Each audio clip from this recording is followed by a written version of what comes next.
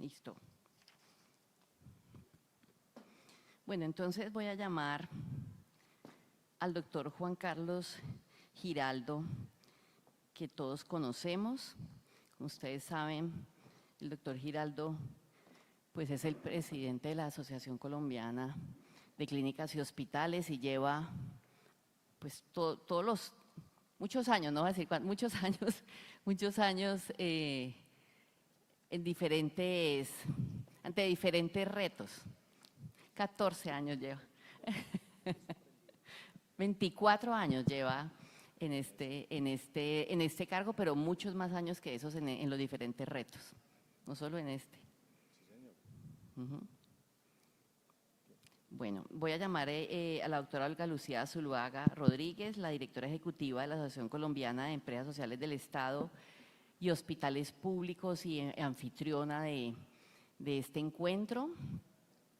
Todos la conocemos, de igual manera, muchos años en este reto, pero antes de eso también en otros relacionados, desde la creación misma digamos, este modelo que hemos tenido en los últimos 30 y tantos años. Llamo también a Fabián Cardona. Fabián Cardona, como lo mencionaba ahorita Álvaro, es el CEO del Centro de Expertos en Programas Especiales, CEXPES, pero Fabián también de igual manera pues lo conocemos, ha estado en diferentes roles, en prácticamente todos los escenarios, ¿no?, de los diferentes actores del sistema. Y finalmente llamo a la doctora María Fernanda Burgos, que es la gerente del Hospital Departamental Universitario Psiquiátrico del Valle, el Hospital San Isidro. Bienvenida, doctora María Fernanda Burgos.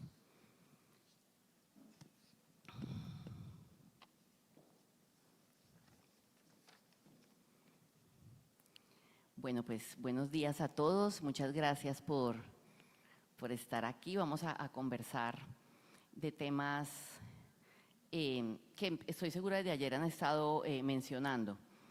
Voy a empezar hablándoles de un asunto relacionado, digamos, con situaciones que están pasando, ojo, como les decía ahí, cosas del entorno, o sea, cosas que el entorno nos está mostrando, pero claramente estamos haciendo cosas específicas y vamos a ir como de cosas particulares a situaciones más generales.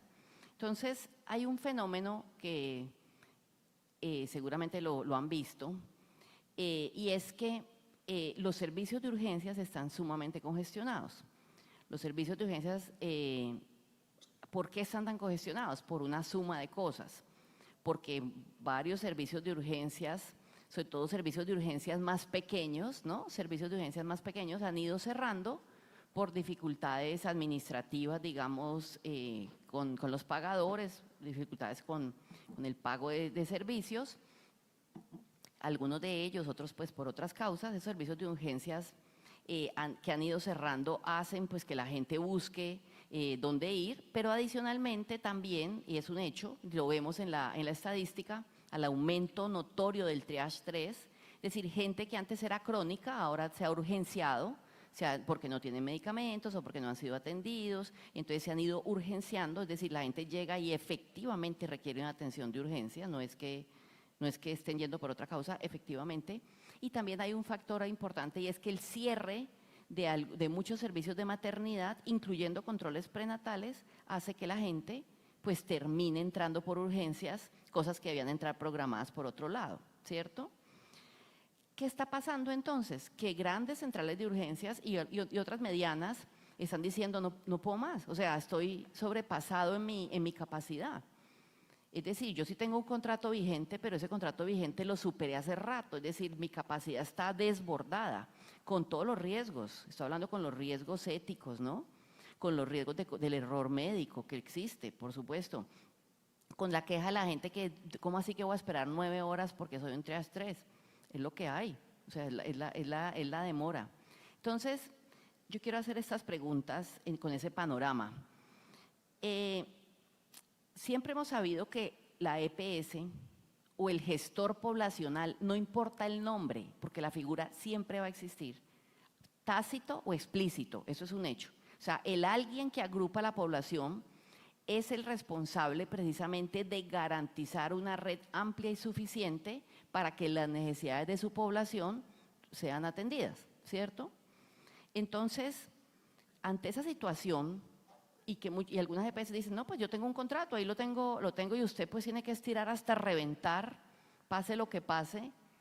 ¿Cuáles, doctor Juan Carlos, y le quiero preguntar esto a usted, cuáles son las medidas, porque las circunstancias han cambiado, cuáles son las medidas entonces que un hospital debe advertir, tiene que poner sobre la mesa, qué escrito, qué medidas ejecutivas, qué medidas jurídicas, qué medidas técnicas, para entender que nadie está obligado a lo imposible, nadie puede atender más allá de su capacidad, nadie puede incluso poner a riesgo la vida de pacientes simplemente porque ya o sea, las tiene que recibir como sea. ¿Qué hacen ahí? Porque yo creo que las circunstancias cambiaron y hay que hacer cosas distintas o pagar a gente con su vida y los hospitales con su reputación, ¿no? Y las demandas, etcétera. Bueno, ¿me oyen? Sí. Bueno, muy buenos días para todos y todas. Yo, en primer lugar, doctora Marta, gracias por la fácil pregunta que usted pone acá. Quiero saludar a la doctora Olga Lucía, a los compañeras de panel, pero muy especialmente a Olga, agradecerle por La invitación. Por la invitación, por darnos la oportunidad de juntarnos, de mostrar en público que estamos trabajando unidos, y de verdad me siento muy honrado como director de la ACHC poder estar sentado en ACESI. Muchas gracias.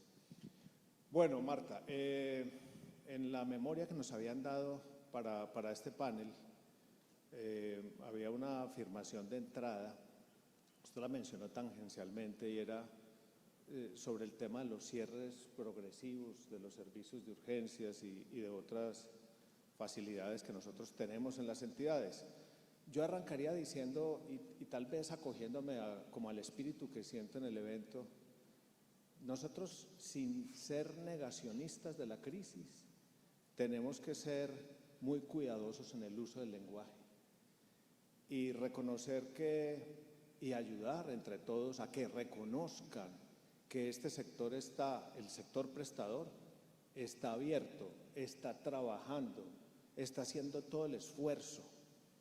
Porque me preocupa mucho algo, y tal vez me anticipo a otros momentos, y es que desde afuera se va generando un sentimiento como hay una desatención a la población, cuando eso no es cierto. Nosotros estamos atendiendo, ustedes están llenos, estamos congestionados y estamos haciendo un gran esfuerzo. Yo creo que ese es el primer punto, porque alguien decía, tal vez el primer conferencista esta mañana, estamos pensando en lo que nos falta, no en lo que tenemos.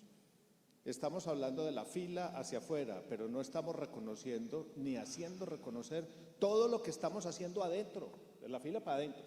Entonces, ese es un primer punto que yo quiero dejar aquí claro, y es, hay dificultades, pero este sector mantiene una capacidad instalada. El número de IPS es constante, una leve disminución en las IPS, pero un crecimiento importante en los prestadores, un crecimiento sostenido a lo largo de los años de las camas y de muchos de los servicios, algunos con cierres y otros con crecimientos y aperturas. Entonces, ese es un primer punto. Ahora, el segundo. La sobredemanda, porque eso claro, sí cambió. Pero el sector está abierto, y yo sí quisiera que pudiéramos todos transmitir esa sensación afuera, porque en la narrativa de la crisis, que muchos quieren además ser vividores de la crisis, están diciendo cosas, inclusive gubernamentales, desde el propio gobierno han salido a hablar de temas como paseo de la muerte y otra cantidad de cosas que yo creo que no ayudan en la construcción de una solución. Bueno, eso es lo primero. Lo segundo, un comentario a lo que usted dijo ahora de los gestores de la población. Yo ya no sé si eso es así, que las EPS son gestoras de la salud de la población. Yo creo que a nosotros nos faltó la letra P, la de promoción. Y mire, inclusive con decretos como el que conocimos anteayer, la repulsa que pareciera tienen muchos con el tema promocional y predictivo y preventivo. Entonces, yo creo que eso también es para repensarlo, y es un punto de conversación fuerte sobre lo que tenemos que hacer. Voy a la respuesta. Usted me preguntaba sobre temas como alternativas frente a lo que estamos viendo en la atención y en las urgencias. Alternativas contractuales y jurídicas. Yo creo que hay que hacer un cambio de chip bien interesante. No creo mucho en los contratos. Este es un país que considera que si existe contrato, entonces es que hay una serie de reglas de juego que están vertidas ahí, pero ustedes todos son conscientes, ¿se están cumpliendo? Yo creo que es un espacio formal para el incumplimiento, pero sí podría decir algo con respecto a los contratos y frente a esta problemática específica. Ojo, a ustedes, a las IPS, les exigen pólizas de cumplimiento. No es como al revés que debería ser esto. Usted es el que le tiene que exigir una póliza de cumplimiento a esa compañía que la contrató a usted y que no le está dando todas las garantías de contexto y de operación para que las cosas funcionen bien. Esa es una primera observación para que la trabajemos con todos nuestros jurídicos y hay que invertir esa carga de esa actuación con los contratos. Lo segundo, en temas administrativos, yo creo que hay que trabajar muy duro en el reporte constante a las entidades territoriales, a las secretarías y a la superintendencia sobre qué, sobre esta situación que se volvió de operación normal, que es la emergencia funcional. Todos ustedes están funcionando así, emergencia funcional. Pero todos reportan todos los días. Claro, pero ese reporte ¿para qué está sirviendo? Exacto. Solo para dejar una constancia casi contractual de estoy lleno y más adelante si hay temas de responsabilidad, pues yo no tengo la culpa. Sobre eso tenemos nosotros que crear un sistema de información, algo dinámico para mostrarle a ellos, a las autoridades de vigilancia y control, que tienen que tomar decisiones fuertes sobre ese tema. Lo otro, y esto va de la mano con lo anterior, una de las funciones de los sistemas de salud se llama la función de fomento. La función de fomento es poder hacer publicidad sobre los contenidos, las facilidades, los derechos que tiene la población frente a un sistema de salud. Yo creo que nosotros tendremos que ser más fuertes en el tema de publicidad. ¿Publicidad frente a quién? Frente a los afiliados. Si la EPS, que es la obligada, no lo está diciendo, nosotros vamos a tener que salir a decir en tiempo real qué tenemos dispuesto, cuál es nuestra capacidad, cuál es el remanente, cuál es el potencial que tenemos de atención, para que en un sistema de semáforos la población sepa qué es lo que nosotros podemos garantizar. Ya lo hicimos, recuerden ustedes, usted estaba allá en el instituto, en COVID, ¿qué era lo que hacíamos? Todos los días, en los titulares de las primeras páginas de los periódicos había un número de casos, número de fallecidos, camas disponibles, saturación o no en los servicios. Eso nosotros no deberíamos haberlo perdido y tenerlo en el día a día. Es decir, pues, información constante. Me alegra mucho que haya tocado esos temas, buenísimos. Espera que ya va a terminar, con 2 o 3 punticos ahí muy rápidos. Ojo, el tema además hay que exigir, y esto no es nuevo, ¿se acuerdan ustedes del 4747? Y después se convirtió en el 441. Ahí hay una obligación de la publicidad que tienen las EPS de decir la red, pero eso no puede ser cada año. ¿Se acuerdan que inclusive en los periódicos de circulación nacional se publicaba?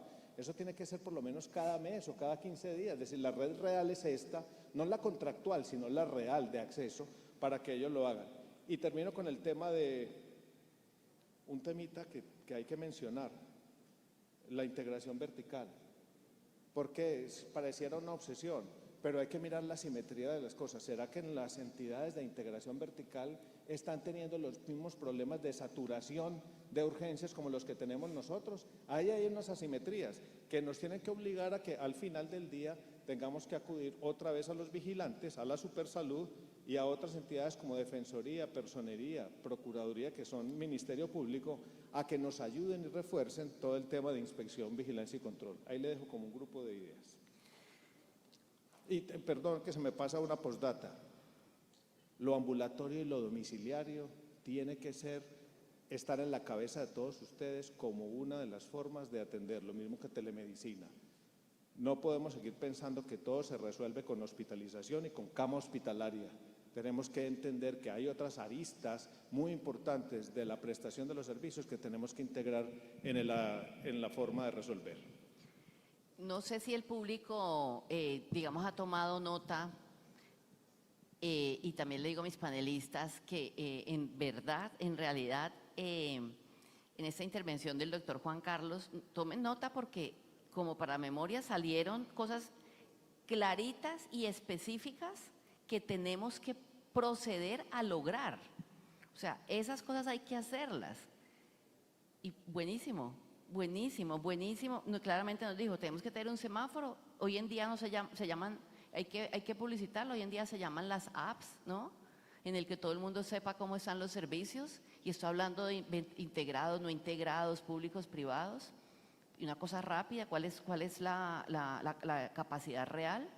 Nos dijo claramente que Defensoría, Personería tienen que involucrarse, total. Nos dijo que el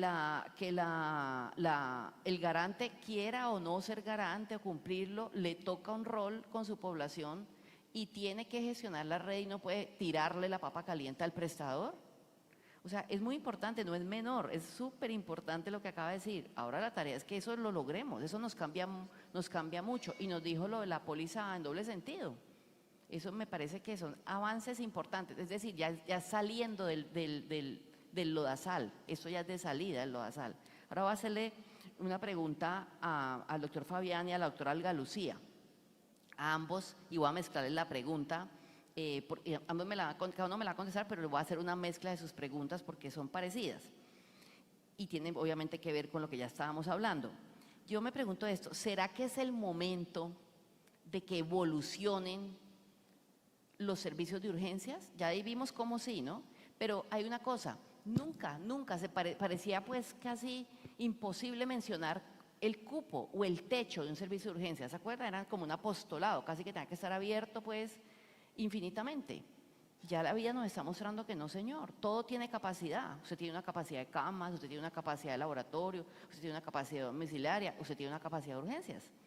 Y ya hay ayudas como inteligencia y todo para calcular la suya. Mi pregunta es esta.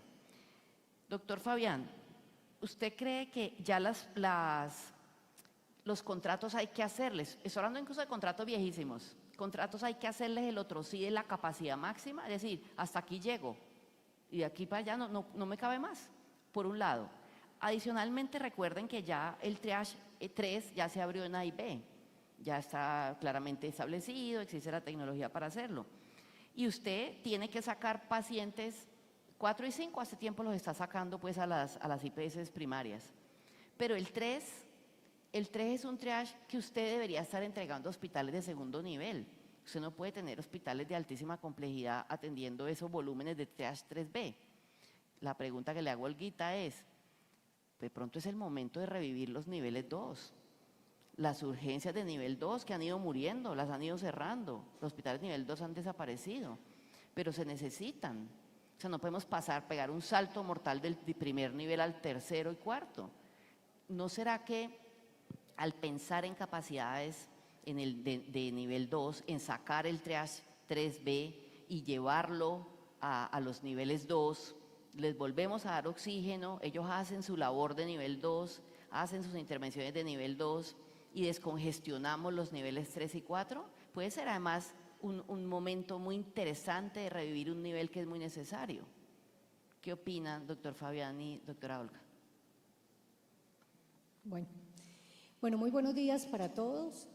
Pues muchas gracias a todos los panelistas de verdad por aceptar la invitación. A Marta Lucía reitero también el agradecimiento y sobre todo las preguntas tan sencillas que nos hizo.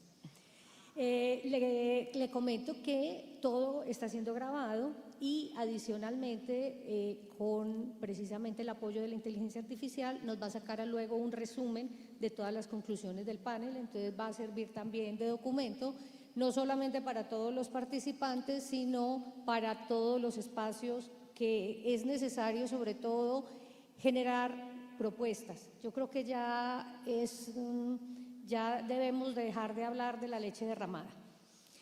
Yo quisiera, más allá del tema de la congestión de los servicios de urgencia, por obvias razones tenemos que tener claro que esa congestión de los servicios de urgencia se está generando porque no estamos haciendo bien las cosas en el tema ambulatorio.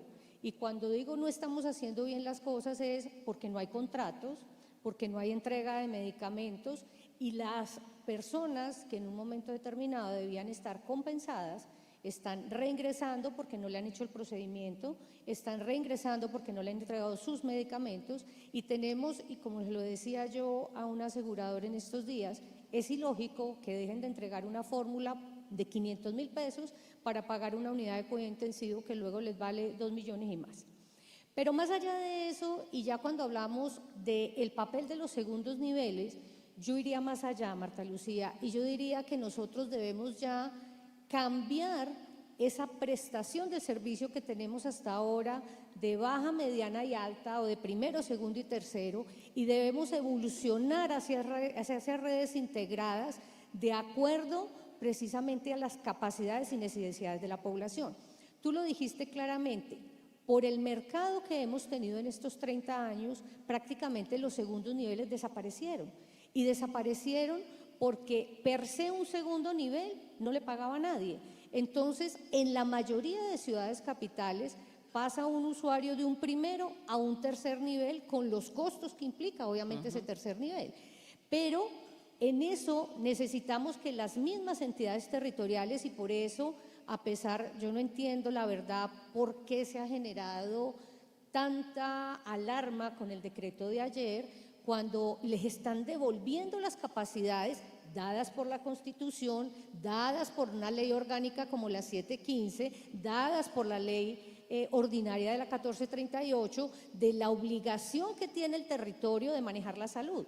Pero como hemos estado acostumbrados a que las entidades territoriales son leones sin dientes, entonces ahora que se les pretende dar los dientes con una modificación de la 715 que viene en camino, porque es lógico, nada ganamos con darle responsabilidades sin recursos que les permita fortalecer su capacidad administrativa.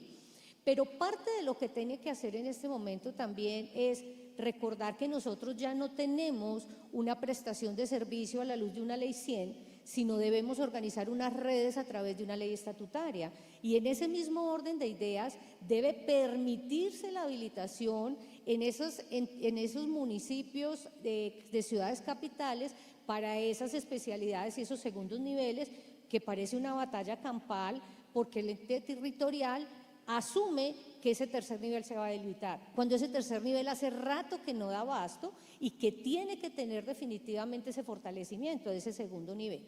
Ahora bien, hay otro tema que nos implica, y coherente con lo que decía Álvaro, es, venga, nosotros estamos demasiado siempre esperando que del nivel central nos saquen todas las normas. Estamos llenos de normas y con las que tenemos deberíamos poder avanzar. Claro, es importante el pagador y ahí es donde también hemos encontrado un obstáculo, pero si nosotros empezamos a hablarnos entre privados y públicos, a hacer esas redes integrales, esas rutas integrales de atención, a presentarle una propuesta a los pagadores, a decir, mire, esta es la red para garantizar la prestación de los servicios, empezamos a fluir los recursos diferente, porque me acuerdo ya hace unos años en donde nosotros le planteamos incluso una EAPB, venga, ese paciente que tiene una celulitis o que tiene una infección, mándelo para el primer nivel, mándelo para un segundo en caso de que exista y mande ese medicamento que es de pronto costoso, que no es de uso frecuente en una baja complejidad. La baja complejidad no supera un 50% de capacidad instalada con relación a hospitalización. Pero ¿qué pasa? Eso va contra mi cápita, eso no me lo pagan, ese medicamento no lo llevo. Entonces, ahí es donde nosotros tenemos que cambiar también la forma de contratar, cambiar la forma de la evaluación, porque de lo contrario no vamos a pensar en el usuario, sino vamos a continuar pensando solo en quién me paga y cómo me beneficio si yo recibo ese paciente. Debemos trabajar en una forma colaborativa y de una u otra forma mirar cómo esas camas que están desocupadas, que no tienen un nivel de ocupación y que yo puedo en un momento determinado recibir ese paciente para que a su vez a mí me reciban ese paciente que está con un infarto, con una ACV y que está esperando lista porque no tengo cama. Muchísimas gracias. Insisto, yo voy a poner, le cambió el nombre en ese momento al panel. Este es el panel de las propuestas concretas y argumentadas, no de los lugares comunes, porque están tocando temas muy particulares, se necesita mucho conocimiento para decir lo que ha dicho el doctor Juan Carlos y lo que ha dicho la doctora Olga. Miren la finura de la propuesta. Y me atrevo a aquí a hacer los énfasis. Cambiar la forma de contratar, por Dios, para que se alinee con los incentivos de lo que queremos hacer. Y construcción de redes público-privadas en función de las necesidades verdaderas del territorio. O sea, estoy diciendo una perogrullada, pero hay que hacerlo. Eso es maravilloso. Y entonces, doctor Fabián, ¿qué opina usted de los topes o de los techos de urgencias? No de las puertas infinitas, elásticas y sin ninguna medición. ¿Qué opina? Bueno, primero buenos días. Qué rico siempre estar aquí en Cali, la tierrita. Un gusto y gracias, Olguita, por la invitación. Martica, lo que pasa es que usted me dañó lo que yo tenía en la cabeza cuando dijo que había que atravesar esto, ¿sí? Es que cuando uno le dice hay que atravesar, uno se sale de donde está. Y si uno mira más adelante como colombiano, ¿qué vamos a encontrar?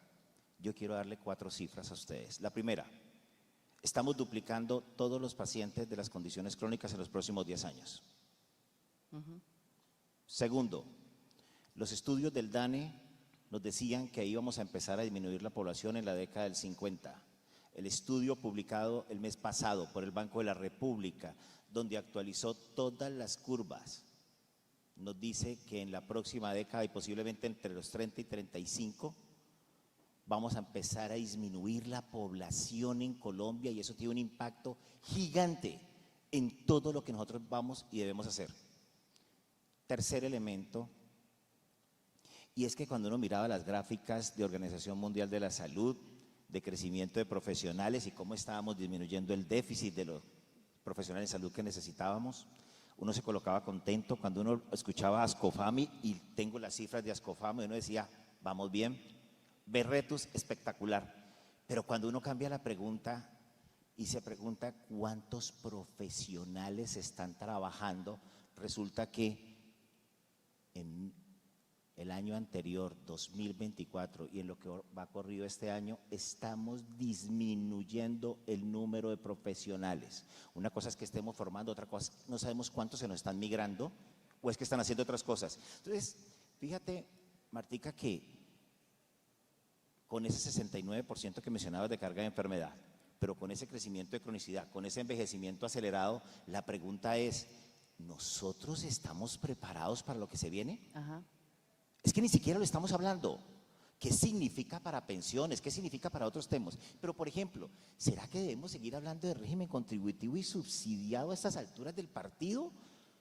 Si estamos hablando de las necesidades de los seres humanos, lo que uno encuentra es que hay unas necesidades y unas capacidades y posibilidades en el área central, pero existen otras capacidades y posibilidades en la periferia, donde los decretos que hacemos para Bogotá nos sirven para Guaviare, y ahí tenemos que empezar a hacer cambios, pero también tenemos que ser conscientes, tenemos 93.000 centros poblados que se agrupan en 8.400 centros poblacionales y de esos hay 3.200 donde no hay un ladrillo ni un profesional de la salud. ¿Y qué le vamos a ofrecer? Porque posiblemente eso no se solucione con equipos extramurales. Aquí necesitamos otras cosas adicionales. Y si uno va y empieza a revisar qué están haciendo otros países que ya empezaron a disminuir su población, encuentra que hay elementos que nosotros tenemos que trascender. Uno de ellos sí es la tecnología, necesitamos apoyarnos de la tecnología. ¿Sí? No pude estar en el panel ayer, pero entiendo que ayer se abordó ese tema, necesitamos incorporar. Y segundo elemento, la información. Ese paradigma de que no podemos entregar información, ese paradigma de que no podemos entregar las cosas para saber cuántos faltan. Es que si estamos hablando de servicios de urgencia, ¿cuánto es la población que deberíamos tener?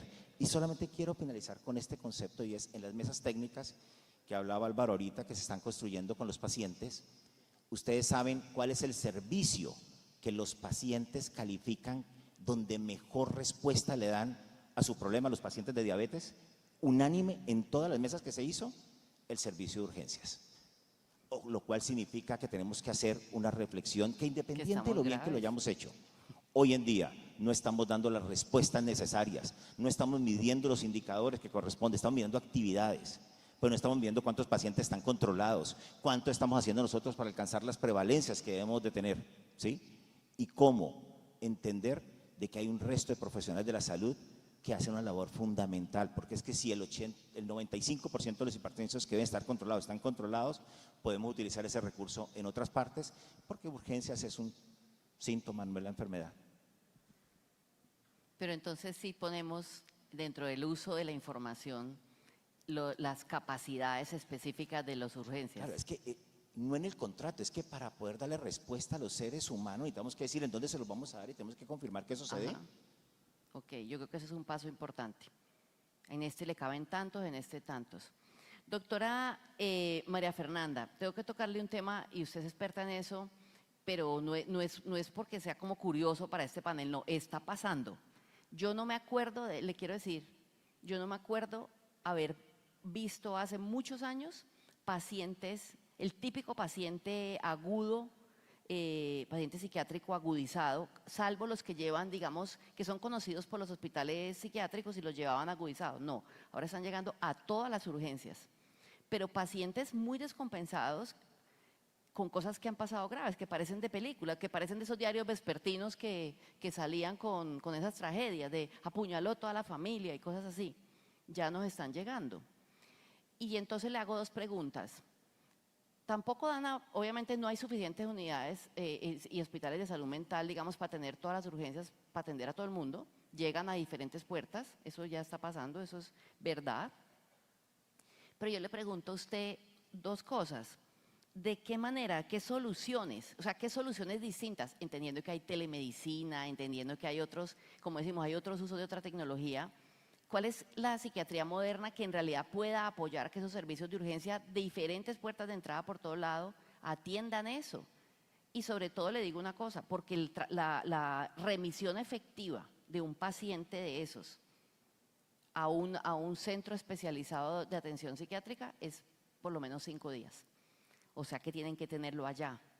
Y le hago esta pregunta que a mí a su vez me la han hecho hospitales diversos de segundo y tercer nivel.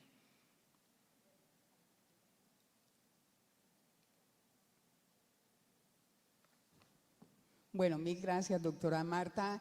Muy buenos días para todas y para todos. Doctora Olga Lucía, una vez más, mil gracias por esta invitación a este panel de lujo, como lo mencionó inicialmente la doctora Marta.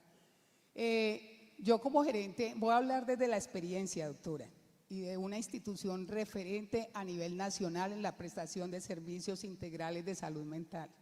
Nosotros somos una institución de mediana y alta complejidad en internación. Realmente nosotros desde la experiencia y lo que nos ha llevado a ser un referente hoy y al éxito que tiene la institución en su prestación de servicios integrales es el camino en la calidad. Realmente la institución en los últimos 9 años largos que yo llevo en la institución se ha transformado. Todo ese modelo de atención del que usted habla y de los pacientes, porque nosotros somos la única institución ahorita, pues usted hablaba de las urgencias y precisamente en cualquier institución orgánica llega un paciente agudo y usted ya sabe lo que sucede cuando llega, o sea, entran en pánico los médicos del servicio de urgencias. Entonces nuestra institución, con ese enfoque tan alto de calidad, como única institución acreditada en el país pública, realmente trabaja o su modelo integral le ha permitido precisamente tener en cuenta todos esos enfoques. Nosotros en el Valle del Cauca, como único prestador del servicio de urgencias, tenemos 24 horas el servicio. No pensamos solamente nosotros como institución en la atención como tal, sino que hemos pensado en todos esos hospitales, porque en todos los… Entonces, lógicamente que la capacidad está más hasta su egreso. y hemos enfocado y que hemos colocado el paciente en el centro, nosotros tenemos programas importantes y le hacemos seguimiento a esos pacientes. Con respecto a los que ingresan agudos, nosotros precisamente tenemos dentro de la institución una ruta y hemos hecho trabajos importantes con la red de prestadores del Valle del Cauca, precisamente en el diseño no solamente de esas rutas y la necesidad de tener una integral. Es lo que genera toda esa serie de inconvenientes porque los pacientes llegan a los servicios y los hemos transformado culturalmente, es importantes, precisamente lo que permite pues en un alto porcentaje la satisfacción de nuestros usuarios. Con ese paciente agudo es necesario la innovación. Nosotros precisamente ahorita se hablaba de la tecnología, nosotros somos una institución que precisamente hemos innovado y constantemente transformamos los servicios precisamente de manera integral para llegar a todos los territorios. Nuestra capacidad instalada no es solamente de la internación y la hospitalización, nosotros prestamos los servicios de telemedicina en los diferentes municipios del Valle y de otros del Cauca y demás departamentos del suroccidente colombiano. Pero es necesario unirnos en torno a toda esa transformación cultural no solamente de las personas y de los colaboradores, sino tener herramientas tecnológicas e innovadoras que permitan una mayor cobertura. Doctora María Fernanda, entonces, quiero ver si le entiendo. Olguita ahorita nos acaba de decir una cosa real. O sea, el reto es que el territorio solucione su problemática, ¿cierto? O sus desafíos. Quiere, por ejemplo, el Valle, que los tiene a ustedes, pues tendría, digamos, una ficha muy buena, y es que el Hospital Departamental Psiquiátrico, pues, cabeza de red en el tema psiquiátrico y ayudaría al Departamento del Valle del Cauca a organizar esa red de entrada psiquiátrica, ¿cierto? Acompañaría, como usted me dice, con telemedicina para que puedan solucionar, digamos, la situación de emergencia y el canal, digamos, de remisión o de estabilización. Y los otros departamentos, o sea, es un reto enorme en Colombia. ¿Cómo van a organizar las redes hablando de lo psiquiátrico? Bueno, muy importante su pregunta, doctora. Todos sabemos que hace poco quedó sancionada la nueva política de salud mental, ¿no es cierto? Y se modificó la ley. Precisamente el gobierno nacional pues, nos ha presentado un programa y un modelo que quiere integrar a nivel nacional todo el tema de salud mental y ha escogido a nuestra institución como referente nacional precisamente por su experiencia y todos los logros que ha tenido pues, en los últimos años precisamente en la prestación de sus servicios de salud integral. Y sí es necesario que tengamos esa red integrada, ahorita se hablaba de esa red integrada, porque los hospitales, como usted lo mencionaba, doctora, no son suficientes y ahorita el tema no es hospitalizar porque las camas son limitadas, ¿no es cierto? Entonces la propuesta es precisamente en el Valle, contamos con una red integrada, ya está conformada donde está la red pública y la red privada incluida ahí, y si es necesario integrarnos y articularnos en ese sentido porque las instituciones no son suficientes para toda la demanda y la afectación que tenemos hoy en día en salud mental. Pero sí desde la propuesta que nosotros hacemos es precisamente no solamente organizar la red integrada, sino comprometernos todos a las tecnologías y a la innovación, porque pues todos sabemos el número de profesionales en psiquiatría en Colombia, cuántos son, las camas son limitadas, pero sí es necesario que nosotros nos articulemos. Ustedes saben que en atención en la fase aguda son pocos los hospitales, pero nosotros nos encontramos con un componente gravísimo y son los determinantes sociales. Precisamente el paciente con enfermedad mental difícilmente lo se puede tener en la familia y necesita una rehabilitación y una atención integral. Entonces ahí hay otros actores que deben de intervenir en la parte social, educación, etcétera, donde nosotros desde nuestra experiencia y desde la institución lo hacemos.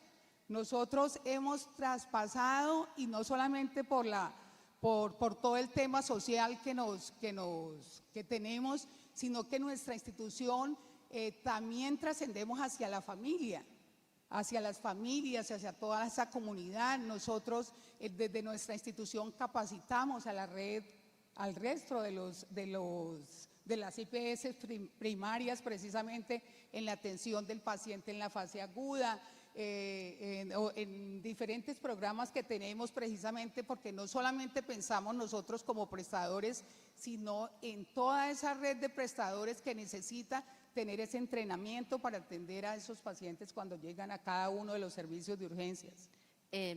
Gracias, doctora María Fernanda. Nos queda claro, este es un tema bien complejo por la especialidad, por lo particular.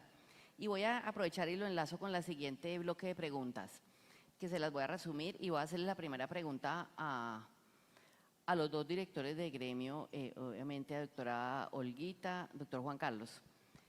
En este momento, en general en el sistema, y estoy hablando de este momento, aquí no nos vamos a quedar, pero es el momento que estamos viviendo, se han como definido unos montos, llamémoslo así. Si usted lo pregunta, puede que le digan que no, pero es lo que está sucediendo. O sea, hay unos montos para cada hospital, llamémoslo así. El hospital tal, eso es un monto más o menos de 20.000 millones, de 25.000, de 10.000, de lo que sea mensual, que la EPS, las diferentes EPS han destinado, me imagino que para que les alcance la plata, etcétera, para pagarles. Tengo que tomar el anterior pregunta, meterla un poco, porque si usted es un hospital, porque quiero que plantearles esta paradoja, y a usted ese monto, digamos de 10.000 millones, ya 9.000 se los está comiendo urgencias, pero usted igual tiene que prestar todo lo demás, que usted tiene un contrato en el que tiene que prestar todo lo demás. Es más, tiene que hacer, incluso usted es uno de nivel 2, o incluso usted es una IPS de puerta de entrada, usted tiene que hacer el programa de diabetes o el programa de hospital día con el manejo integral de los pacientes psiquiátricos. O sea, usted tiene su diario vivir, llamémoslo así. Pero en realidad su monto se lo está consumiendo urgencias. Entonces usted tiene una paradoja muy grande, porque usted dice, yo tengo que atender las urgencias, como hablábamos, no tienen techo además. Yo atiendo, hago el esfuerzo, como bien decía el doctor Juan Carlos, hago mi mejor esfuerzo, pongo mi gente, le meto horas extras, le meto más comida en urgencias, le meto incluso temporales, hago de todo, ¿cierto? Crezco. Pero mientras tanto, por la otra puerta entran los programas, entra la cirugía programada, entra la oncología, entra las quimios, entra todo, contra su deuda. Entonces, la pregunta es, en esta circunstancia, ¿de qué manera, en realidad, cuáles son las medidas innovadoras? O sea, ¿qué hacemos? Uno, para visibilizarlo, porque ahí va otro componente. Miren que las IPS han terminado siendo la sombrilla que para el chaparrón, digamos, de los problemas, y los pacientes no se dan cuenta. Los pacientes están contentos. Si le dicen a uno, no, es que yo vengo acá, me siento tan contento, ustedes, yo no tengo problemas. Ustedes son tan humanos, ustedes son tal… Sí, pero es que la deuda la tengo millonaria. Entonces, la pregunta que les quiero hacer a ustedes, porque son directores de gremio, les toca oír las cuitas de muchos hospitales todos los días. ¿Qué hacemos con esta paradoja? Pero ahí perdonarán la pregunta, pero es que en verdad que estoy muy interesada en saber la respuesta. Bueno, mejor dicho, nos terminó matando con esa pregunta. Pero No, a ver, ahí hay un tema que tú lo planteabas ahora, y es que como prestadores nadie nos puede obligar, o nadie los puede, porque en última nosotros estamos liderando, pero ellos son los que están enfrente del usuario prestando, pueden obligar a lo imposible. Acá hay un tema en donde ya estamos llegando a un límite, en donde muchos de nuestros prestadores están quedándose sin oxígeno para garantizar la prestación del servicio. Y eso ya es una responsabilidad que va más allá de las instituciones como prestadores, y que definitivamente es el gobierno nacional, porque las intervenidas son las que tienen el mayor número de usuarios, están dependiendo del gobierno. Vienen de tiempo atrás ya hablándonos de una oxigenación por parte de la compra de acciones precisamente de Nueva EPS, en donde eso es dinero que necesariamente tiene que ingresar. Y ayer, que lamentablemente se le olvidó comentarlo, el doctor Félix Martínez, y es que ya está listo en la mesa, en el escritorio del ministro, una normatividad que es firmar, ya están los recursos para préstamos con unos intereses bastante bajos para prestadores. Definitivamente se requieren recursos, o sea, esto tenemos obviamente muchas posibilidades en innovación con tecnologías, por ejemplo, para solucionar, en ponernos de acuerdo para obviamente trasladar lo que no corresponde a esa urgencia, y que es más una prioritaria o una consulta externa, pero hay temas que si la EPS no entrega el medicamento, si no entran los recursos al prestador, milagros tampoco podemos hacer, y eso es una realidad. Y en ese mismo orden de ideas, pues esperemos que sea rápido el tema de los créditos para que de una u otra manera, siendo el mismo ADRES el garante, fluyan recursos para empezar a organizarnos como prestadores y generar esos cambios que tenemos que hacer en lo que tiene que ver con lo que me corresponde como responsabilidad a mí, y que cada uno de una u otra manera en esos arreglos como agentes podamos ser más eficientes y tener resultados. Pero es innegable que en este momento en donde estamos, si no se generan esos recursos a través de Nueva EPS con la compra de las acciones y a través del ADRES con esta liquidez, mientras haya reformas, si es que hay, y generan recursos nuevos, porque es que en este momento ninguna de las intervenciones llegó con recursos nuevos. Entonces, a todos nos están diciendo, no son capaces con lo corriente, lo viejo quedó en stand-by. En ese sentido, pues sin recursos nuevos sabemos que no da. Y esperemos que esas mesas que reactivaron de la UPC, pues realmente estamos esperando que pues sí genere un incremento, porque es claro que la plata no está alcanzando, o sea, eso ya ha sido más que evidente, y no podemos, digamos, tampoco, por más optimismo y esperanza que queramos dar, pues decir que es que sin plata podemos salir de esta dificultad. O sea, las cosas también tenemos que tener claridad en el punto en que estamos, y si no se dan esas dos soluciones en el corto plazo, porque ni siquiera ya en el mediano, pues lamentablemente sí vamos a tener una parálisis como sector muy grande, con muchos problemas para los usuarios, que son los que también con los venimos afrontando todas estas dificultades. Recursos frescos o recapitalización porque digamos ya hasta los rines, digamos. Doctor Juan Carlos. Bueno, esta también está difícil y Olga ya dijo varias cosas. Yo diría una cifra de contexto. Ojo, estamos por publicar una encuesta que hicimos con muchos de ustedes sobre el tema de urgencias y si era o no verdad que estaba creciendo la entrada de pacientes por esa puerta. La respuesta que nos dio el 60% de los gerentes que respondieron nos dijeron sí, efectivamente hay un incremento, hay una entrada inusual, se ha elevado la entrada por el circuito de urgencias. Y cuando les preguntamos ¿por qué pasa esto? Saltó un motivo, hay múltiples motivos, muchos de toda la vida, pero hay uno que llama la atención y que ustedes lo conocen muy bien. Un 15% nos dice que esto es por la falta de entrega total o incompleta de medicamentos. Venga, eso es algo que se tiene que resolver. Sí. Es algo sistémico que nos está generando al final del día pues la entrada de una serie de pacientes que no deberían haber entrado por ahí. Sí, Usted que están misma enfermos. lo ha denunciado en varias ocasiones. Asisten al servicio de urgencias para tratar de conseguir el medicamento que en su consulta tradicional, electiva, le deberían haber entregado o prescrito. Que ese es el menor de los problemas, sino el que ya viene enfermo, porque legítimamente tenemos los descompensados, las fallas cardíacas, o sea, la gente sí requiere Muchos urgencia. están pidiendo que le entreguen los medicamentos en urgencias porque saben que pues no hay la traba y es un acceso expedito.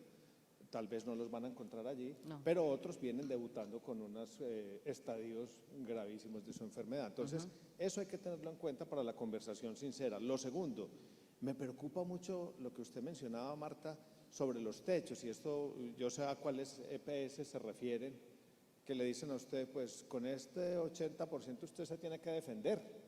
¿Sí? Usted decía que no hay que volver atrás, ahora en la introducción, pero ¿sabe qué me recordó eso? Todos acá lo recuerdan cuando teníamos la población vinculada, estoy hablando de 20 años atrás, que se popularizó el concepto del techo de facturación. Y entonces a uno le hablaban de exceso de facturación y eso se perdía, eso definitivamente las entidades territoriales nunca lo pagaron. Eso es más o menos lo que está pasando acá. Y Entonces, viene de la misma fuente. Es decir, los que lo están inventando ahora, se lo habían inventado hace 30 años. es decir, ahí no hubo creatividad, seguimos teniendo la misma salida, es un ardid, o sea, nos estamos engañando. Yo creo que hay que mirar, lo mismo pasa con el giro directo, que toca traerlo acá también.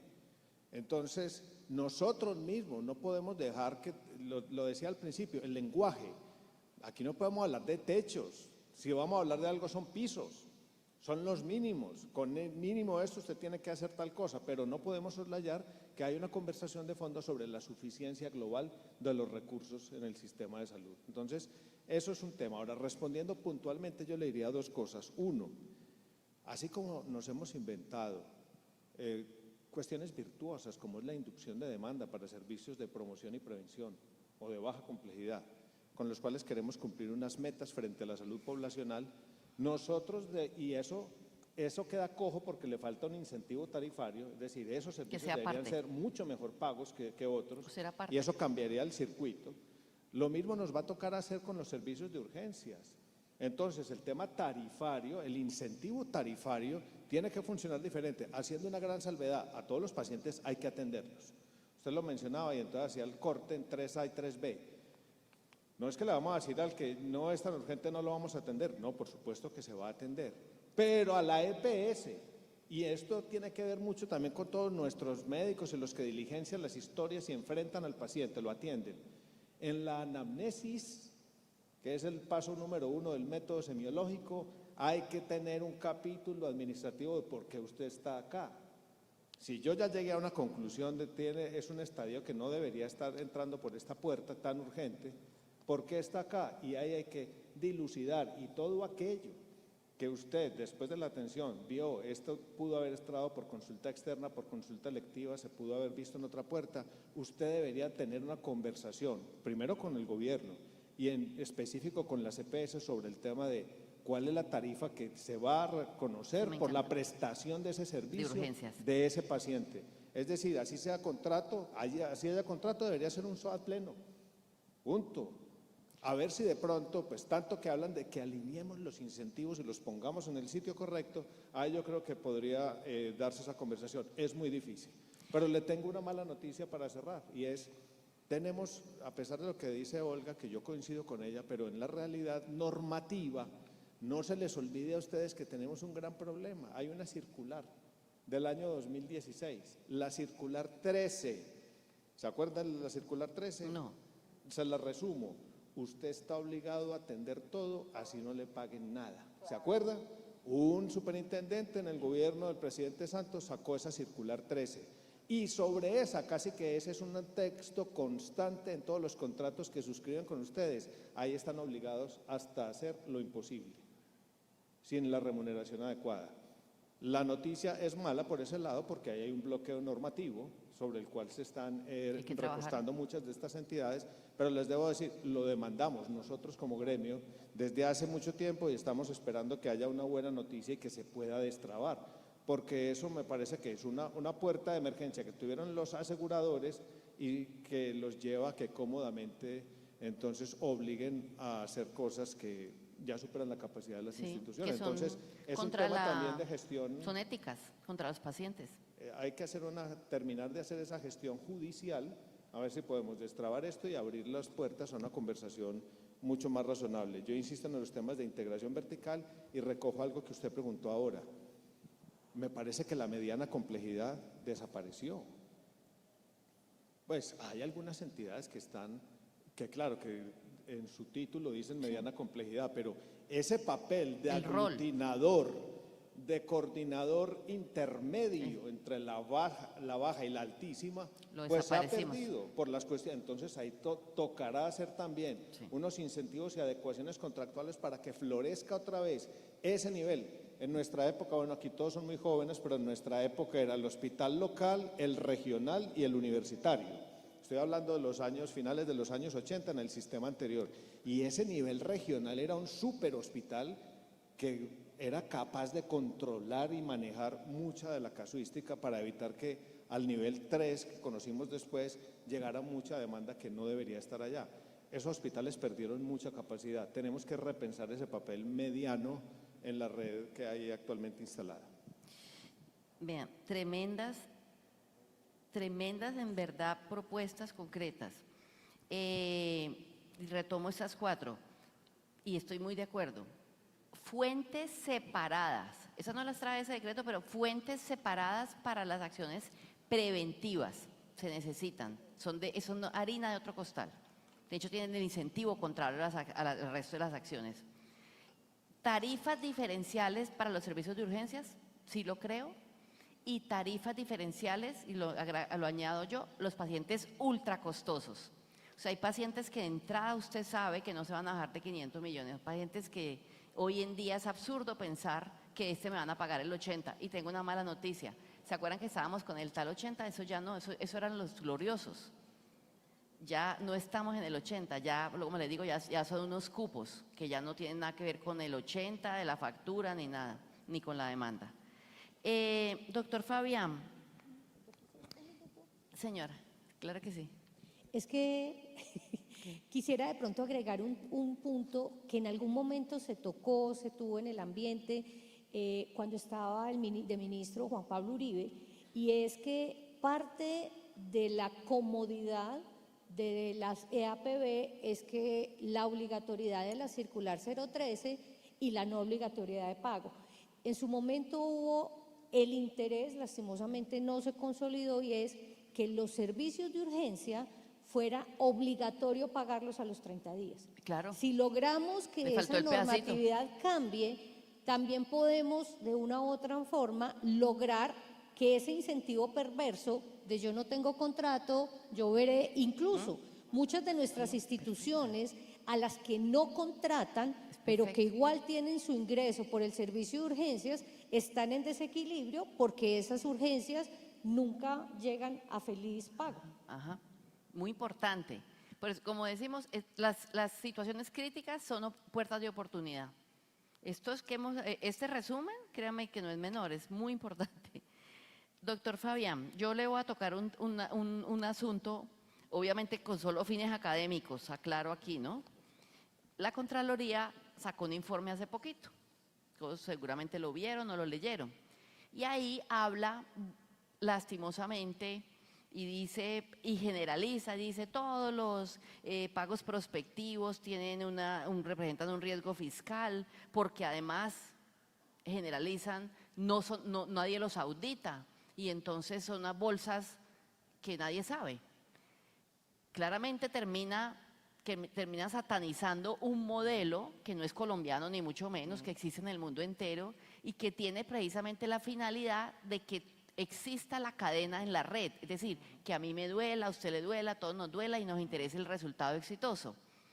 Pero para eso hay que saber, o sea, eso sí no se hace solo, hay que saber de riesgo, hay que saber de entender que yo puedo tener una cohorte de pacientes hipertensos, pero quiero que no se vuelvan renales, quiero que no se infarten, quiero que no terminen en un TAVI. Y para eso yo hago lo mío, él hace lo de él, ella hace lo de él, o sea, todos hacemos, incluyendo los niveles 2. Ese concepto es un concepto glorioso porque además es un modelo que bien hecho es auditable limpiamente con resultados. Pero ¿qué opina entonces? ¿Cómo hacemos para aclarar las cosas? Porque si en este momento termina tachado por un ente de control como la Contraloría, pues creo que estaríamos peor que antes. Totalmente de acuerdo, Marta. O sea, aquí hay que reflexionar sobre un elemento y es no en el por qué, sino el para qué estamos haciendo los contratos. ¿Sí? Y los contratos los estamos haciendo para darle respuesta a unas necesidades de una población en temas de salud. ¿Sí? E infortunadamente nosotros en el sector todavía trabajamos mucho en el contrato a través de unas actividades y unos servicios. ¿Sí? Entonces, mientras nuestros contratos sean más transaccionales que contratos que incorporen elementos de desenlaces en salud, de resultados en salud, vamos a encontrar personas que no entienden por qué para lograr un resultado yo tengo que hacer o una u 800 actividades, ¿sí? Entonces, si dejamos de controlar las actividades, sino qué resultados estamos obteniendo, definitivamente todas las modalidades de contratación que generen valor, como los pagos, ¿sí?, globales, prospectivos, ojo, pero con indicadores de resultado, porque ahí también hay que hacer precisión en varios elementos. Primero, tenemos una dificultad grande que se llama confianza, ¿sí? La confianza, las estadísticas internacionales hablan que países nórdicos están en el 70%, Colombia en 4.5%. O sea, llegamos a una negociación, no somos claros, no somos transparentes, no entregamos información. La información que entregamos siempre estamos pensando del otro, esto no va a ser de esta manera. Pero adicionalmente, Marta, segundo, nuestros profesionales hoy en los equipos de contratación no están capacitados. Hoy en día volvimos a que es más barato comprar el pollo en Cali, la yuca barata en Armenia y el plátano barato en el Cauca, y pensamos que eso es lo correcto. O sea, hemos retrocedido en todos los equipos de contratación. Entonces, si bien es cierto, este es un tema de que debemos de entender que nosotros no estamos para contratar actividades, sino profesionales, también debemos de reconocer que tenemos que trabajar en construcción de confianza, capacitación de profesionales y tener la capacidad de empezar a entender que la información la podemos monetizar, le podemos sacar mucho mayores recursos, que tenemos que avanzar hacia interoperabilidad, avanzar hasta compartir los datos. Básicamente esos tres elementos adicionales. Confianza, conocimiento técnico y uso de la información para avanzar. Doctora María Fernanda y doctor Juan Carlos, yo en esto mismo me voy a salir a un lado de un tema que es maluco, solo nombrarlo, pero toca nombrarlo, que es glosa. Me toca, porque es otro tema de moda. Ustedes saben que cuando se empezó a hablar de reforma, se empezó a hablar del famoso, en el primer texto, ¿se acuerdan? Voy a pagar el 80% y que luego cuando se aclare la glosa le voy a pagar el otro 20%, decían los primeros textos. Y se fue poniendo como de moda, se fue como regando la práctica del famoso 80, ¿no? Pero suponía que era pues una glosa inicial que luego usted aclaraba y entonces ya cuando auditaban ese 20 pues se daban cuenta que era 3 o era 2, ¿no? Y entonces pues ¿qué dice? Si es 3 pues le devuelven el 17 que le faltaba. No pasó así. Yo le quiero preguntar a usted, hospital público de gran tamaño, además un referente, además un hospital muy respetado, querido por los vallecaucanos y reconocido en Colombia. ¿Cómo han hecho con el tema de la glosa? ¿O si lo están pudiendo solucionar? ¿O si es glosa o eso se les queda como una cuenta por pagar aparte que no forma parte del mundo de las glosas?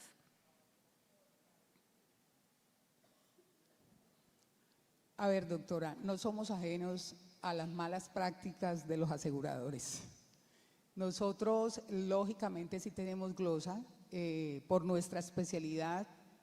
Al tipificar la glosa, lo grueso es el tema social, es el tema social. O sea, la pertinencia, ellos, aquí en el Valle del Cauca, el 90% de las CAPB están intervenidas por la Superintendencia Nacional de Salud. Uno creería que al estar intervenidas por el Estado, pues precisamente se haría cumplir y no harían este tipo de prácticas. Pero empezaron realmente, fue con las intervenciones, ¿no? Las prácticas estas empezaron con las intervenciones. Sí, las prácticas siempre han existido. El del 80.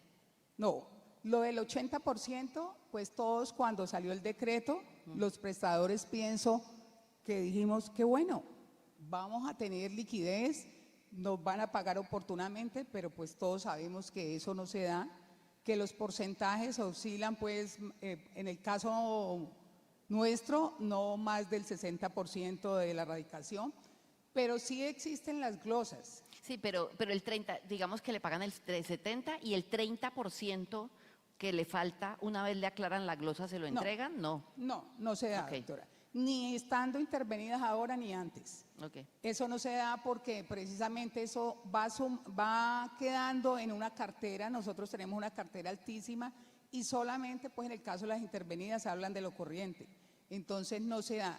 Pero precisamente, pues no nos, y más que la resolución que por la cual se intervienen, pues explica y está tácitamente diciendo en qué momento se debe conciliar y todo el tema, pero pues ni siquiera las conciliaciones se dan.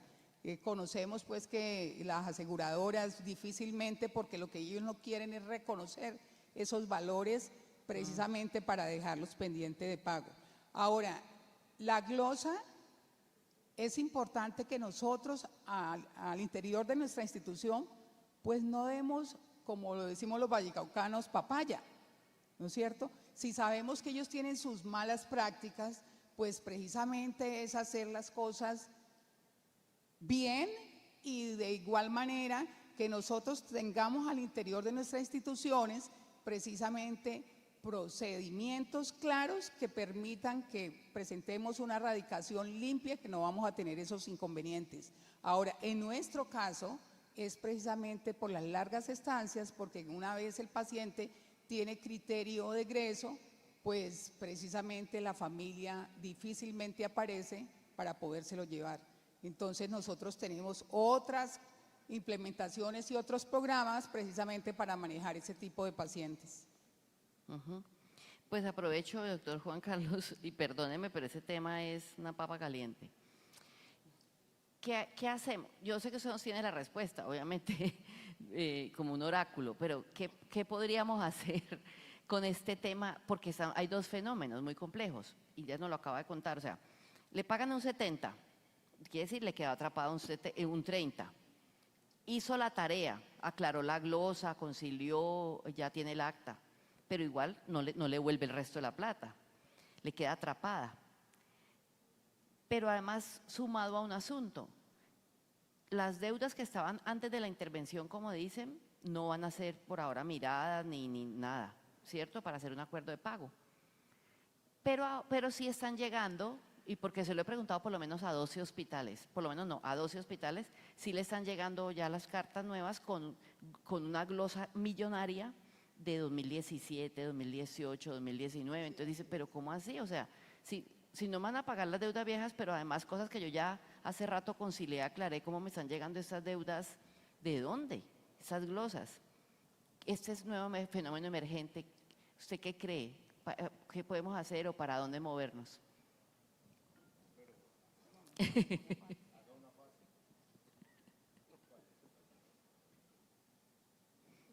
¿O reflexión solo aquí en público? Le digo a la doctora Marta que nos haga una pregunta fácil.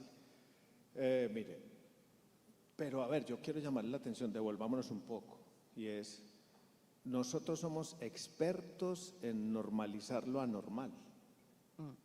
Sí. Yo conozco un gremio del sector que su máximo logro durante muchos años fue haber ayudado a hacer el manual de glosas. Debería ser al contrario, un manual de procedimientos para evitar las glosas. Sí, para salir de ellas. Primero, pero lo aceptamos. Y es más, se quejan porque nos faltan unos códigos todavía para meter nuevos motivos de glosa. Eso es absurdo. Lo segundo, eso refleja algo y es, ¿el sistema es inteligente? ¿Estamos aprendiendo de los procesos? Nosotros sí, Se olvida, pero los sí. que tenemos al frente no. Le da amnesia. Entonces vuelve y juega. Entonces, no se ha publicado todavía el estudio, pero mirando todo este tema de la liquidez, del cumplimiento del giro directo, nos encontramos con que hay dos conceptos que en lugar de sumar restan, que son las glosas y las devoluciones, y la glosa ponderada promedio está en el 10%, con algunas intervenidas que tienen niveles simétricos de 17%. Ustedes son tan malos para la atención, la facturación y la presentación de las cuentas. No lo son. No. Si en algo se han vuelto expertos es en ese tema, en la preparación, en la adecuada atención y en la adecuada presentación de una factura. ¿Qué significa eso, Marta? Para no darle tantas vueltas, es que aquí hay una tensión entre un concepto que es la búsqueda de la claridad y la seguridad en la atención, que está chocando con la búsqueda de la contención del gasto. Entonces no nos podemos dejar engañar. Esto no es un mecanismo para darle transparencia y para mejorar la atención, sino para contener o posponer un gasto que ya ha sido causado. Así es. Entonces, ese tema lo tenemos, en todos los asuntos de reforma lo tenemos que hablar con toda la claridad. Y aquí, lo decía Fabián, por dentro tiene un tercer concepto que es la confianza. Este sistema funciona basado en la desconfianza y cada actuación normativa es buscando meterle más cuestiones punitivas porque no confiamos en el otro. ¿Cómo no va a confiar? No van a confiar en nosotros cuando la prueba reina la tenemos ahí al frente, que es el paciente que hemos atendido. Entonces, yo creo que ese es un tema que todo se tiene que replantear, pero no nos podemos dejar engañar. Lo que pasa es que están buscando contener el gasto y punto. Mientras nosotros carecemos en la calidad, en la seguridad, en el humanismo, en la atención oportuna, los otros están tratando de contener para evitar la chocante conversación de si alcanza o no alcanza la plata y si están o no bien gestionados los recursos. Con respecto a su pregunta puntual y difícil de las glosas que le están llegando ahora, lo que usted llama una práctica emergente, pues hombre, con un tiempo, por ejemplo, usted mencionaba 8 años, glosas multimillonarias de 8 o 10 años. Sí. A ver, pues es Como que… mencionó Hospital, es que me llegó una glosa de 25.000 millones del 2017. Exactamente. Pues hombre, yo creo que la respuesta, ahí sí con todos los jurídicos, la respuesta es clara y de una todo el sector lo debe pensar y es, los tiempos de respuestas, glosas y devoluciones están normatizados. Entonces, lo que hay que hacer, la respuesta es un rechazo por extemporaneidad y punto. Y lo tenemos entonces que demandar y tenemos que hacerlo con toda la agresividad Todos. por parte de los jurídicos nuestros, pero de todos. Todos unidos. Sí, señora. Lo otro es que usted, a menos que, además debería ya estar prescrito todo esto, ¿cierto? A menos que usted haya voluntariamente interrumpido esa prescripción por algún motivo. Eso hay que mirarlo, digamos, No lo en caso sabemos, pero específico. son varios. Y de hecho, doctora María Fernanda, 2 que me comentaron son hospitales psiquiátricos, ¿sabe? Pero para cerrar este punto de la respuesta, yo creo que aquí lo que hay que hacer es, pues para eso tenemos una entidad que nos debe cuidar, que es la Superintendencia Nacional de Salud. Esto cabe dentro de una de las prácticas que están normatizadas, dentro de las 14 prácticas indebidas de la Superintendencia, está este tipo de comportamiento, lo tenemos que hacer. Ojalá nos pudiera acompañar, por ejemplo, una Contraloría, ahora que está haciendo todos estos estudios sectoriales, mirar cuánto está pesando esto en el movimiento, en el no movimiento de los recursos. Ustedes deberían tomar decisiones contractuales como las que mencionamos anteriormente y yo creo que si vamos a tener, si eso sigue emergiendo de esa manera, estamos dispuestos a que avancemos a una acción de grupo y nos toca demandar. Muy claro y muy útil, espero, para los que están aquí, que seguramente también le han llegado. Bueno, el último bloque, ya nos quedan esos 12 minutos, pero creo que ha sido muy nutritivo este panel, yo creo. Hemos dicho todo el tiempo que esas situaciones desafiantes nos traen innovaciones, mejores prácticas, nuevas formas de ver las cosas, incluso, nos lo mencionó Álvaro, había cosas que veíamos siempre de una misma manera y estamos haciendo cosas distintas. Y como les dije yo en la introducción, veremos un nuevo sistema de salud, no un Frankenstein pegado, no, debe ser uno nuevo. Estoy hablando del que nos merecemos los colombianos, estoy hablando del futuro. Entonces, ¿de qué manera, doctor Juan Carlos, y se lo pregunto no solamente como director de ACCH, sino como con su experiencia tantos años en el sistema y habiéndole tocado poder ver, digamos, el cierre del anterior, le pregunto esto: ¿qué cosas, si usted pudiera elegir, si usted pudiera pedir, qué cosas en realidad serían indispensables en ese nuevo mundo para que sí los incentivos estuvieran alineados y todos los prestadores, estoy hablando de puerta de entrada, de segundo nivel, y no estoy hablando para mantener la figura de los niveles, sino de la figura de las complejidades y del alcance de general a particular, ¿no?, a especializado. Los de segundo nivel, y estoy hablando de los ambulatorios, centros especializados o hospitalarios generales. Y los especializados y ultraespecializados. Y en la punta de esa pirámide, los famosos acreditados universitarios, que no hay sino 24 en Colombia, pero todos para el mismo lado. ¿De qué manera, qué cosas usted pondría en ese juego para que en verdad pasaran 4 cosas? Altos estándares de calidad, porque vale la pena. Eficiencias en los costos de producción de los servicios, es decir, conocer los costos y tener eficiencias, conocerlos, que les interese. Modelos de prestación innovadores, obviamente, acordes con el contexto. Si estamos en la Primavera Bichada, pues es uno, pero si estamos aquí en la Avenida Roosevelt es otro. O sea, dependiendo del contexto, cómo uno en verdad alinea para que eso sí se dé. ¿Qué habría que hacer? Bueno, hago un comentario previo para que no vaya a quedar ninguna duda en el auditorio. Cuando he hablado de todas las otras cosas, sobre todo los incentivos tarifarios y todos estos temas, hay que dar por descontado que lo primero es la atención completa del paciente. Es decir, cuando hablo de, por ejemplo, unas tarifas diferenciales, esa penalización no es para el paciente No, se atiende. es Esa para la incentivos, conversación para con la alinear los EPS para que incentivos. quede absoluta claridad. Bueno, venga. Qué bueno hablar de nuevo sistema, qué bueno hablar de presente y futuro. Yo diría varias cosas. No es una invención, lo hemos dicho en varios de nuestros documentos insistentemente. No podemos seguir mirando hacia otro lado y seguir concentrados en el tema de la cantidad de los servicios. Entonces hay una tensión entre cantidad y calidad. Sí, y resultados en salud. Y la fórmula matemática, pues, es la agregación de valor. Entonces, los sistemas de salud inteligentes que van consiguiendo mejores resultados están trabajando como sistemas de salud basados en valor. Es una ecuación con 3 componentes: unos costos razonables, una calidad superior, pero el tercero, que es el más importante, es la pertinencia de las intervenciones que nosotros hacemos para la población. Entonces, eso lo deberíamos todos abrazar. Debo hacer una cuña de algo que hacemos en ACHC. Ya tenemos la segunda cohorte de instituciones que están avanzando en proyectos concretos de agregación de valor.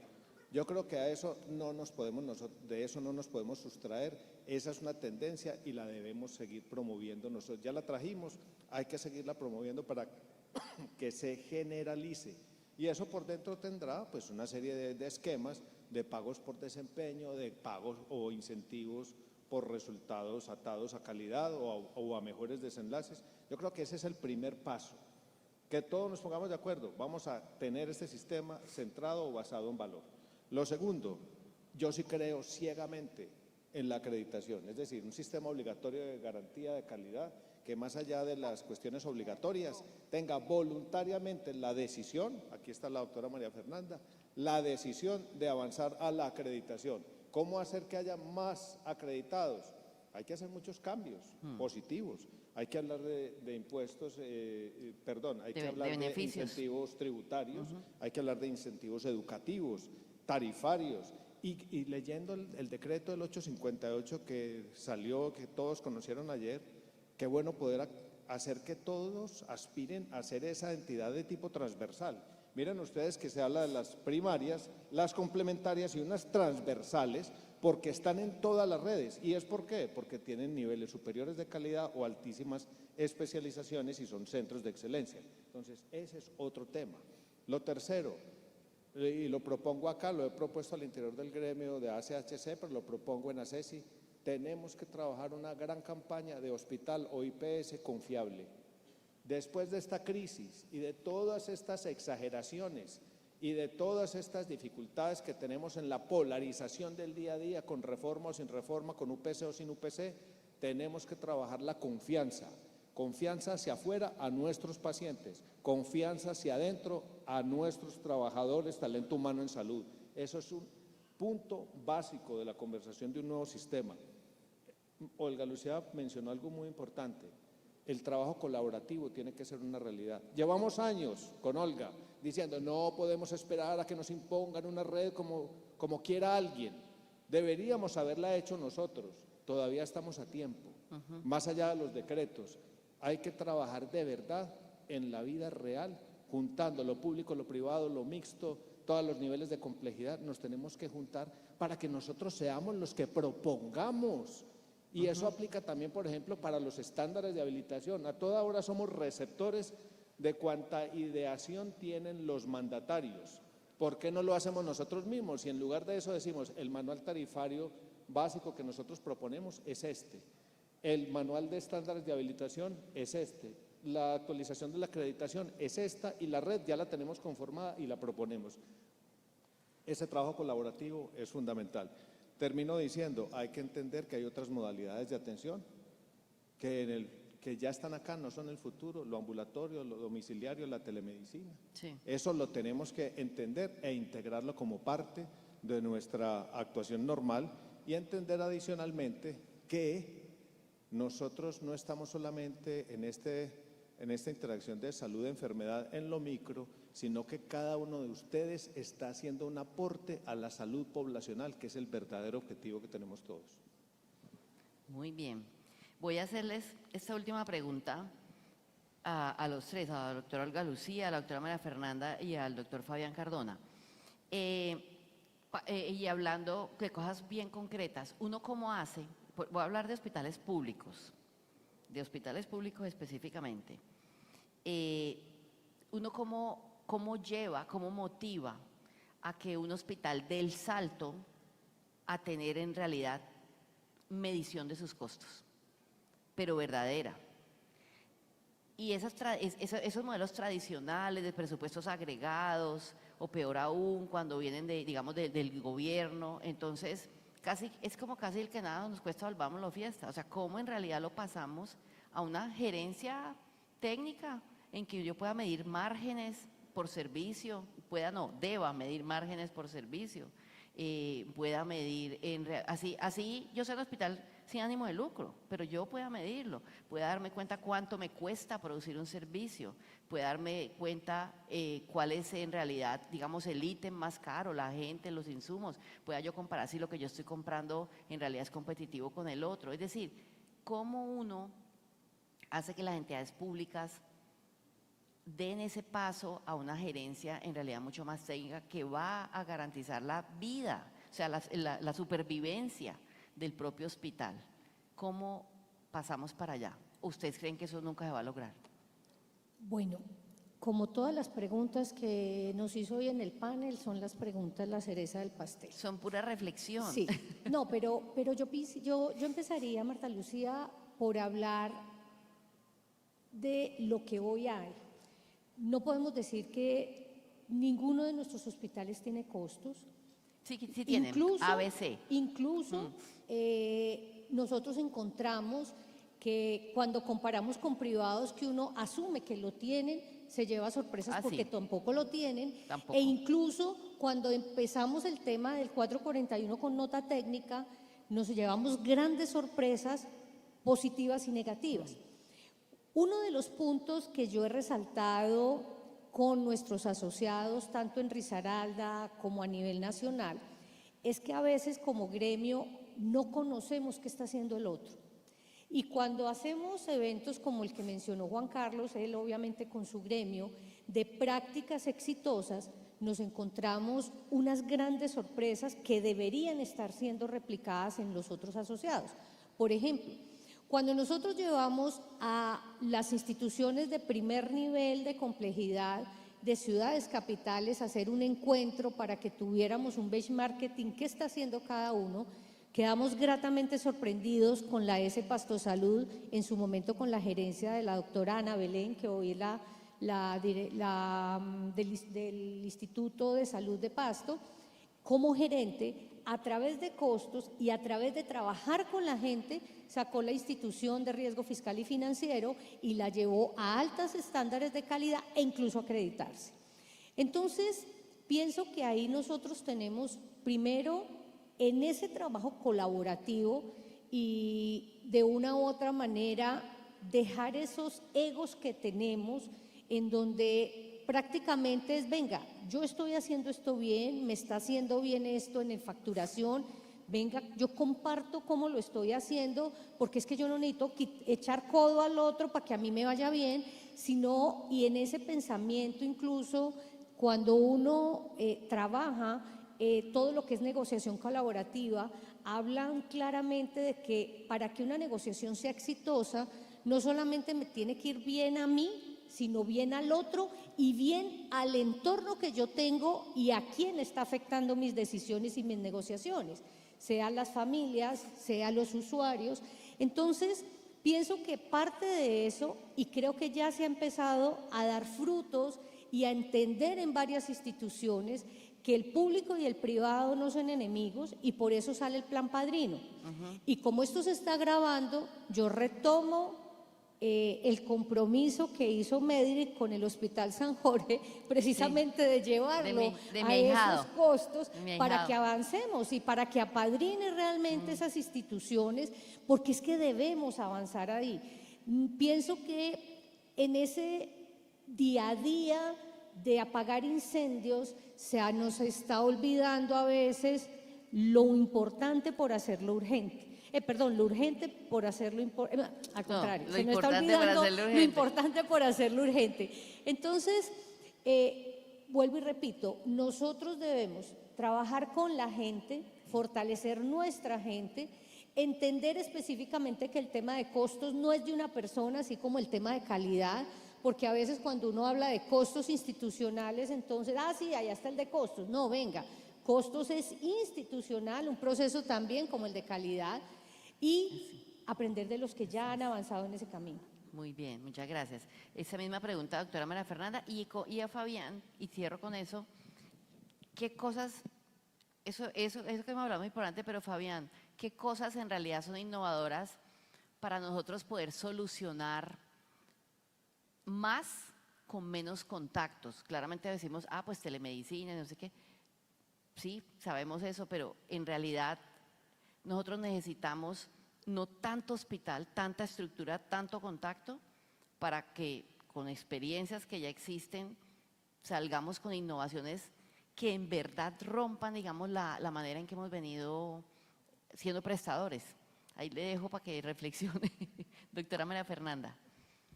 Bueno, doctora, antes de hablar de los costos también, yo pienso que el gran camino, y se me adelantó el doctor Juan Carlos, es la calidad. O sea, nosotros ha significado muchísimo trabajar en el tema de la calidad y que hace hoy que hoy el hospital sea acreditado. Trabajar por la acreditación es la satisfacción más grande y lo que lleva a una institución al éxito. No solamente en la acreditación, sino en los sistemas integrados de gestión. Tener todos los procesos integrados es de gran importancia en nuestras instituciones y yo invitaría a todos mis colegas a trabajar arduamente en el tema. Nosotros, o yo como gerente, junto a un equipo de colaboradores altamente comprometidos, decidimos hace 9 años y medio emprender un camino hacia el éxito y que hoy lo tenemos y nos hace una institución. Precisamente trabajar en la calidad nos ha permitido tener todo lo que se ha hablado aquí, tener nuestros procesos claros, nuestros costos. En nuestra institución existen unos costos claros y pese a las vicisitudes del sector, somos una institución estable financieramente. Y eso lo da la calidad. Nosotros no nos quejamos, hemos trazado una política de cultura organizacional donde todos los colaboradores, no solamente el paciente está en el centro, sino nuestros colaboradores. Nosotros tenemos ejes importantes, si hablamos de humanización, hablamos humanización no hacia el paciente, sino hacia el colaborador. Si hablamos de seguridad, igualmente hacia el colaborador. Entonces, esto nos ha significado tener esos procesos claros que hoy en cada uno de los ejes que tiene nuestra institución son exitosos. Y los costos, precisamente, hacemos la gestión del riesgo necesaria, tenemos identificado cada uno de ellos y precisamente, pues ustedes siempre hablamos con nuestros costos, siempre basado todo en los resultados en salud. Por eso nuestros indicadores y nuestra satisfacción de los pacientes y sus familias es muy alto. Entonces, yo sí haría la invitación a que caminemos a todos y nos unamos porque créanme que con esta experiencia de la calidad, hace 9 años y medio el hospital era otro, un hospital que estaba en déficit, inmerso, hoy en día es una belleza de hospital, transformado no solamente culturalmente, sino su infraestructura. Nosotros, ahora hablaban del tema ambiental, nosotros somos una institución verde, una institución que contamos con un sistema de paneles solares, entre otros, y donde el agua se reutiliza en bienestar de todas sus plantas y sus jardines y toda la parte terapéutica. Entonces, pienso que trabajando en calidad, en altos estándares podemos lograr lo que hoy hemos hablado aquí y precisamente no quejarnos, sino buscar grandes transformaciones para cada uno de los prestadores. Muchas gracias, doctora. Marta, varias cosas. Más que hacer un listado de experiencias exitosas, porque conocemos experiencias valiosísimas de capacidad resolutiva en hospitales de nivel 2, como en España, en Utrera, donde se remiten máximo el 4%, pero el 96% de los pacientes se resuelven los problemas en un solo contacto, ¿sí? Más allá de hablar de que, dependiendo cómo articulemos los programas y modelos, podemos hacer atención de pacientes en 7, 10 minutos, porque si los pacientes los tenemos controlados, no tenemos que invertir más tiempo. Grupal. Pero no quiero ir allí ni a la innovación, ni a la inteligencia artificial. Déjenme, creo que el punto más importante es mental. Y aquí es primero reconocer, Johan Norberg lo decía en su libro Progreso, cómo en los últimos 200 años no hay ningún indicador que no hayamos mejorado. Y esta crisis, como lo dijiste al principio, la vamos a pasar, punto. Pero tenemos que hacerlo con varias cosas. Primero, tenemos que decirnos las verdades. No le coloquemos matices, la hemos embarrado todos. No significa que eso significa corrupción. La gran mayoría no sabíamos hacerlo mejor. Pero tenemos que decirnos las verdades y tenemos también que reconocer si lo que estamos planteando es lo que realmente nos sirve. Tenemos que abrir la mentalidad y empezar a generar confianza, ¿sí? Y lo otro, tenemos que pensar que si estamos pensando en los usuarios, hoy en día tenemos la herramienta para detectar los pacientes tempranos. No tiene mayor costo, pero si no estamos hablando de si los pacientes los encontramos tempranamente, si realmente los tenemos controlados. 95% de los hipertensos deben de estar controlados, 90% de los pacientes de artritis deben estar controlados, 85% de los diabéticos. Y hoy conocemos experiencias de prestadores en Colombia que han logrado eso. Y es irlos a referenciar, como lo mencionaba Olga, no para copiar ni para calcar, sino para entender cómo otro grupo de seres humanos aprendió a bajar tiempos para inicio de tratamiento en cáncer a 27 días, contando todos los cánceres, incluyendo cirugía, incluyendo los tiempos de autorización de las EPS, con equipos de profesionales y personas genuinamente motivadas en seguir a los pacientes. Entonces, aquí hay muchas experiencias importantes que tenemos en el país.